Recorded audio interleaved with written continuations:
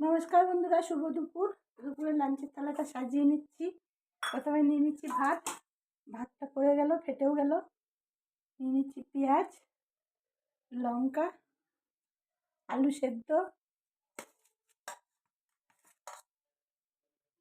শাক ভাজা। এটা আমাদের ঘরে হয়েছিল মূলো শাক, সেই শাককে ভাজা করেছি। আর এটা আলু বেগুন দিয়ে মাছের তেল ভাজা। যে পুকুরে যে মাছ ধরেছিল বাবা, এই মাছের তেল বেরিয়েছিল, মিরকেল মাছের।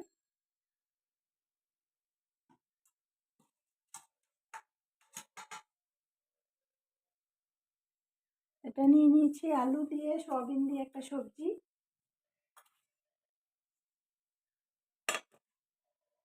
আর এই যে মাছের করেছি টক, কচু দিয়ে, মুখি কচু দিয়ে মাছের টক।